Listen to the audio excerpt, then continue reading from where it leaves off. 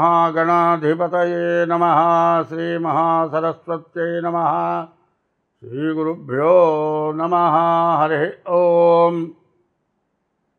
अज्ञानतिमिरान्धस्य ज्ञानाञ्जनशलाकया चक्षुरुन्मीलितं येन तस्मै श्रीगुरवे नमः। गुरुर्ब्रह्मा गुरुर्विष्णुः गुरुदेवो महेश्वरः गुरुसाक्षात् परब्रह्म तस्मै श्रीगुरवे नमः। 2025వ సంవత్సరం మే నెల మాస ఫలాలు చెప్పుకుందాం. ఇప్పుడు 2025వ సంవత్సరం మే నెల 10వ రాశి మకర రాశి. ఈ మకర రాశి యొక్క ఫలితాలు మనం చెప్పుకుందాం. ఈ మకర రాశికి మరి శని, ఏలినాటి శని అయిపోయింది. అష్ట కష్టాలు పడ్డారు. వీళ్ళ కష్టాలు వాళ్ళే చెప్పుకుంటానే చాలదు టైము. ఏలినాటి శని 7 సంవత్సరాల 6 మాసాల శని. అవి చెప్పుకుంటే కూడా 3 రోజుల దాకా ఏడుపాగరు. వినేవాళ్ళు కూడా హేళన చేస్తారు. పనికిరాని వాళ్ళు. పనికి వచ్చేవాళ్ళు అయ్యో మన బాధలంటే బాధే కదా అనుకుంటారు.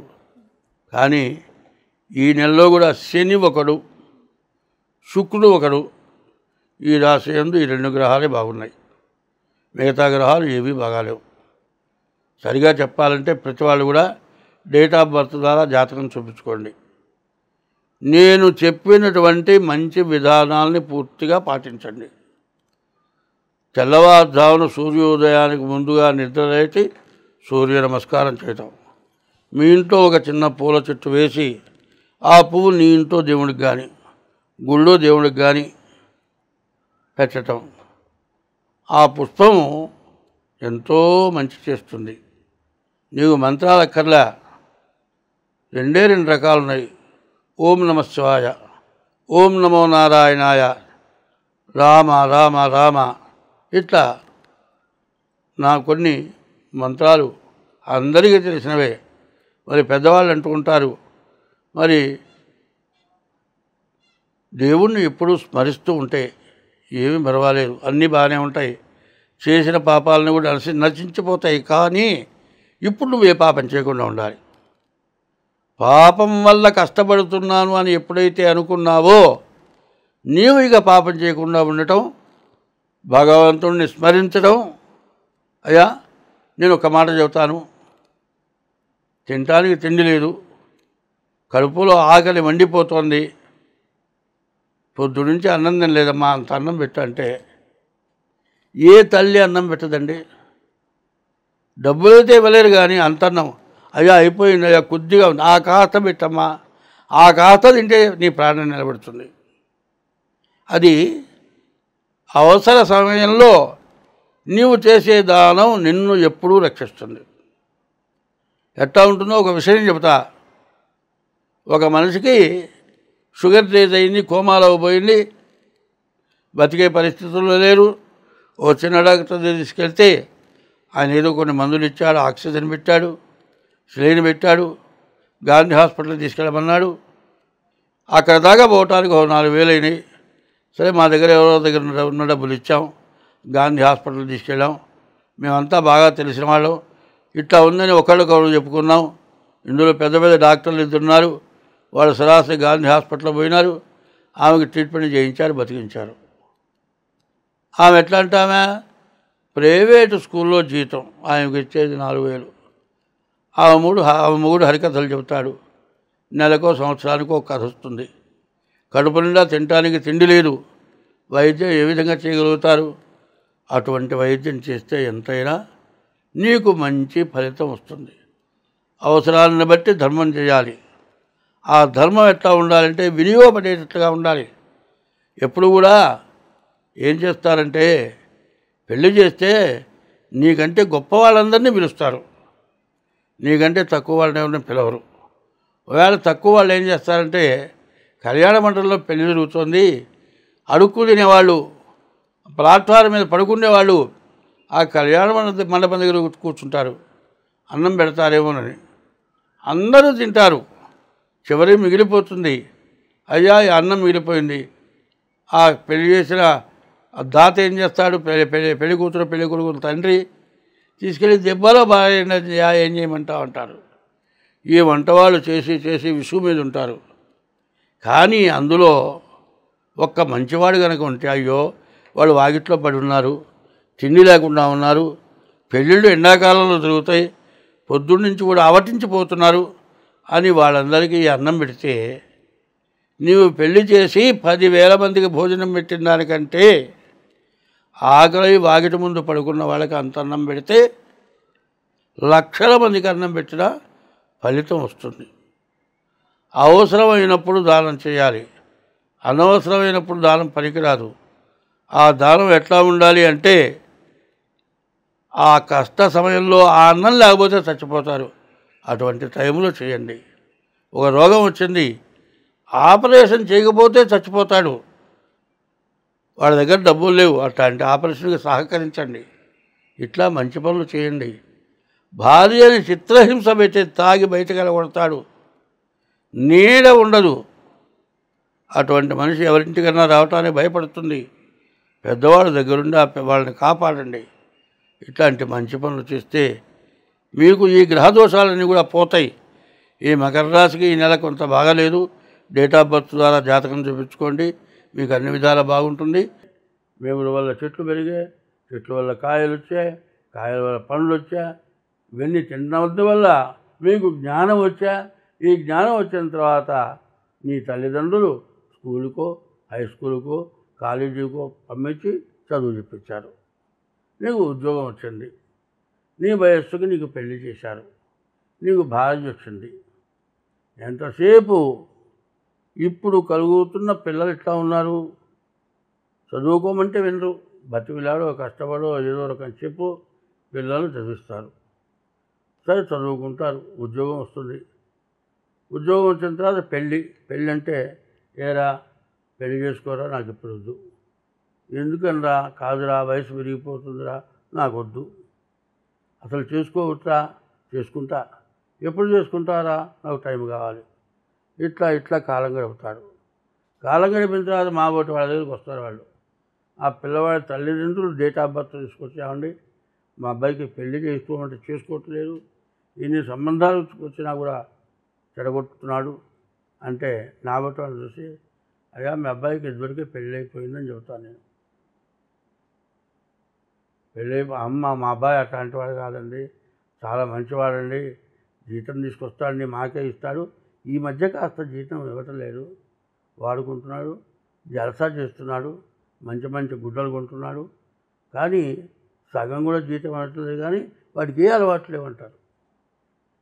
ఏ అలవాట్లు లేకపోతే గట్టిగా నిలేసి, మేము పెద్దవాళ్ళం అయిపోయాం, ఇవాళ రేపు చచ్చిపోతాం, మేము చచ్చిపోయిన తర్వాత నీకు ఎవరినా దిక్కు, నువ్వు పెళ్లి చేసుకోవాల్సిందే, మంచి సంబంధం మనకు తెలిసిన వాళ్ళు నువ్వు చేసుకో అంటే, వాడేమంటాడు, నాకు మీరు చూసిన సంబంధం అక్కర్లేదు. అరే ఏంటిరా, నేను పెళ్లి చేసుకోను. మరి పెళ్ళి ఎట్లావురా? నా ఇష్టం వచ్చిన అమ్మాయిని చేసుకుంటా, నేను చెప్పిన అమ్మాయికి నిచ్చి చేస్తే నేను పెళ్లి చేసుకుంటా, లేకపోతే చేసుకొని అంటాడు. సేమ్ ఇదే జరిగింది. వాడి తల్లిదండ్రులు నా దగ్గరికి వచ్చారు, వాడికి పెళ్ళి అయిపోయిందయ్యా అంటే, పెళ్ళంటే శాస్త్రయుక్తంగా పెళ్లి కాలేదు, కానీ అన్నీ అయిపోయినాయి. అబ్బాయికి ప్రేమికురాలు నుండి అన్నీ గడిచిపోయినాయి, పిల్లలు కూడా పుట్టారయ్యా వాడికంటే. మా అబ్బాయి అట్లాంటి వాడు కాదు అన్నాడు. సరే ఇంట్లోకి వెళ్ళిన తర్వాత 4-5 నెలలు అయిన తర్వాత వచ్చాడు. ఆ పిల్లవాడి తండ్రి ఏజీ ఆఫీసర్. ఆ తండ్రి బారసాలు నేను చేయించాను, ఆ తండ్రి పెళ్ళి నేను చేయించాను. వారు నన్ను నమ్మల. కొడుకు మంచితనాన్ని చూసుకొని కొడుకు మీద ప్రేమతో కొడుకు మాటలు నమ్మాడు, కానీ నా మాట నమ్మలే. 4 నెలల తర్వాత వీళ్ళిద్దరూ కలిసి ఎక్కడో పార్కులో కనపడతారు. పార్కులో కనపడంగానే ఏమిట్రా అంటే, అమ్మాయి మాతో కాలేజీలో చదువుకున్న అమ్మాయి, మేమంతా మాట్లాడుకుంటాం, అంతేగాని ఏముండదు. అదేంద్రా మాట్లాడుకోవడం, ఇద్దరు కలిసి తిరగటం ఏంద్రా? ఏం లేదురా, నీకేం లేదు పో, నువ్వు చదువులు సంధ్య లేదు పొమ్మని ఉన్నాడు. ఇక కాపేస్తే వీళ్ళు రోజు కలిసి తిరుగుతూనే ఉన్నారు. చివరికి ఏమిటానికి గట్టిగా అంటే, నేను ఈ అమ్మాయిని అయితే చేసుకుంటా, లేకపోతే చస్తా. ఇది పరిస్థితి.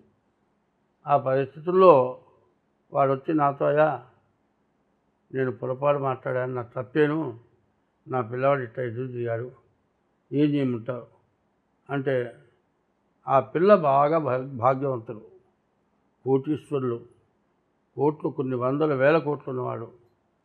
ఆ పిల్లని వాళ్ళు చేసుకుంటారు అని నమ్మకం లేదు. మరి నువ్వు పో, వాళ్ళు అడుగు, లేకపోతే చస్తానంటున్నాడు అన్నాడు. అరే నువ్వు పోయి అడగవాకరా, వీడేమో తెలగ, పిల్ల తల్లిదండ్రులు కమ్మ చౌదరి. వాళ్ళు ఇష్టంగా ఉంటే బాగానే ఉంటుంది, ఇష్టం లేకపోతే నువ్వు ఇంట్లో కూడా బయటికి రావురా, నీ పిల్లవాడు చేసిన తప్పు అన్న. చివరికి అట్లా 2-3 ఏళ్ళు మెదలకుండా ఊరుకున్నారు. ఆ పిల్ల వాడిని వేధించింది. మీ వాళ్ళు నాకు ఇచ్చి పెళ్లి చేస్తే చేసుకుంటా అన్నాడు. చివరికి తల్లిదండ్రులే వచ్చి, మా అమ్మాయిని మీ అబ్బాయికి ఇస్తామయ్యా, మరి మేము అంత బీదవాళ్ళం అండి, అంతవాళ్ళం కాదు, ఏమక్కర్లే, మాకిద్దరూ ఆడపిల్లలే, మాకు 1000 కోట్లు ఉన్నాయి, మీ పిల్లవాడిని పరిశీలించాం, మీ పిల్లవాడు చాలా మంచివాడు, మా పిల్లని ఇస్తాను చేస్తాం అన్నాడు. మళ్ళీ అప్పుడు కూడా వచ్చారు. వచ్చిన తర్వాత వాళ్ళు అంతకుముందే వీళ్ళిద్దరు డేట్ ఆఫ్ బర్త్లు ఎట్లా ఉన్నాయి చూపించుకున్నారు. వీడు కూడా వాళ్ళ డేట్ ఆఫ్ బర్త్ చూపించాడు. బాగానే ఉందా, వాళ్ళు ఇష్టపడితే చేయమన్నా చేశారు.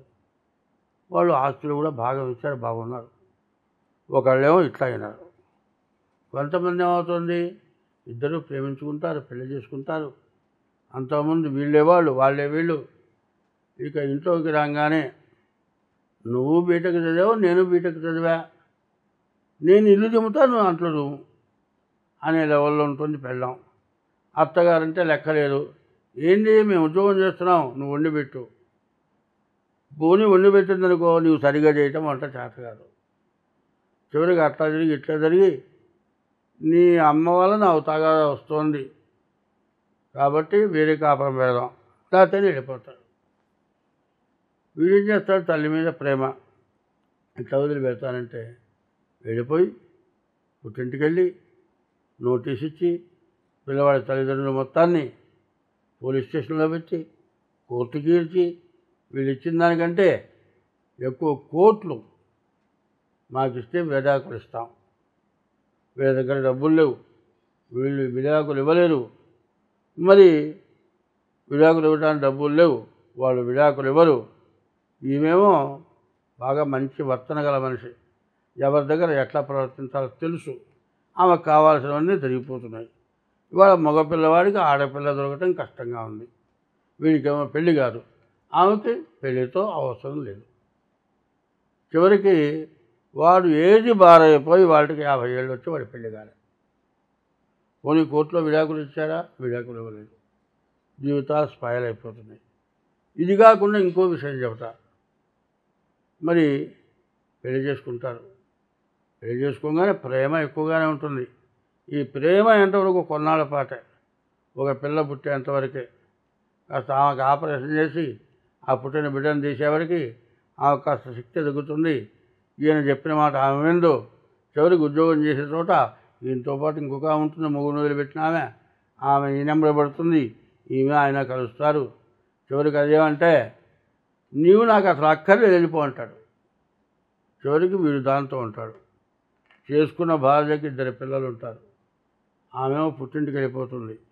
ఈ పిల్లలేమో నాయనమ్మ తాత దగ్గర ఉంటారు. తల్లిదండ్రులు ఏం చేస్తారమ్మా, ఇన్నాళ్ళు ఎట్లాగూ నువ్వు పెళ్లి చేసుకో, ఓ సంబంధం చూసి పెళ్లి చేస్తారు. సరే, ఆమెమో పెళ్లి చేసుకుని హాయిగా సుఖంగా ఉంటుంది. ఈయనకు పుట్టిన పిల్లలు నాయనమ్మ తాత దగ్గర పెరుగుతూ ఉంటారు. ఈయన దగ్గర డబ్బులు మొత్తం అయిపోయేంత వరకు రెండో భార్య కొత్తగా కలిసిన ఆమె బాగా శుభ్రంగా గుంజుకొని తిని అంతా అయిపోయిన తర్వాత పోరా నువ్వెవడే ఉంటుంది. శాస్త్రం దొరుకుంది, ముతుక శాస్త్రం. ఉన్నది పోయే, ఉంచుకున్నది పోయేట.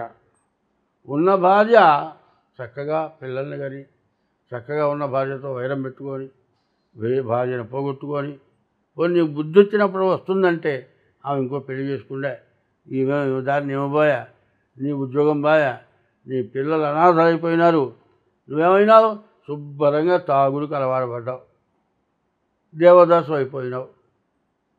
చూడండి ఎంత చిరుపో చూడండి. మరి పెళ్లి చేసుకున్న తర్వాత ఒక్క భార్యతోటే ఉండాలి. పరాయి స్త్రీతో ఉండటం వల్ల నీ పిల్లలు అన్యాయం అయిపోయినారు, నీ తల్లిదండ్రులు అన్యాయం అయిపోయినారు. ఇటువంటి మహాపాపాలు చేసిన వాళ్ళకి ఎన్ని గ్రహశాంతులు చేస్తే మంచి జరుగుతుంది. అది ఇప్పటికైనా అందరూ తెలుసుకోండి. నేను ఎవరిని గురించి కాదని చెప్పేది, ఎవరో చేశారని కాదు చెప్పేది. ఇట్లా జరుగుతుందో లేదో మీరు బాగా ఆలకించండి, చూడండి. లాయర్లు కూడా ఏం చెబుతున్నారు, కోర్టు నిండా అవే కేసులు పెరిగిపోయినాయి. ఇది పరిస్థితి. ఈ పరిస్థితి వల్ల చాలా కష్టాలు నష్టాలు ఎక్కువ అవుతున్నాయి. దీనివల్ల స్వార్థం ఎక్కువైపోతుంది. ఎవరికి వాళ్ళ స్వార్థం. డబ్బులు సంపాదిస్తే ఎక్కువ సంపాదించుకోవాలి, ఎక్కువ మూట కట్టుకోవాలి. ఈ డబ్బులు ఎక్కువగా వస్తున్నాయి, నీ భార్య కాదు ఇంకా నలుగురితో కలిసి తిరగాలి, 10 మందితో తిరగాలి. ఇట్లా తిరిగితే వచ్చిన వాళ్ళు ఊరుకుంటారా? నేను శుభ్రంగా గొరుగుతారు. ఇట్లాంటి పరిస్థితుల్లో సంపాదన ఉండి అన్నీ ఉండి భ్రష్టత్వం బట్టి దిక్కులేని వాళ్ళే తాగి రోడ్ల మీద పడి ప్రాణాలు విడుస్తున్నారు. ఎంత అభివృద్ధికి రావాల్సిన వాళ్ళు ఎంత చెడిపోయినారో ఆలోచించండి. అటువంటి వాళ్ళని చూచి వాళ్ళకి బుద్ధి చెప్పడమే కాక మీరు కూడా అపసవ్యమైన దారికి పోకుండా ఉండి బాగుండటానికి చెబుతూ ఉన్నాను. 24 నుంచి 27 వరకు గ్రహస్థితులు బాగాలేవు. దానివల్ల సమస్యలు ఎక్కువ అవుతాయి. కాబట్టి ఎవరికి వాళ్ళు జాగ్రత్తగా ఉంటే మంచిది. స్వస్తి.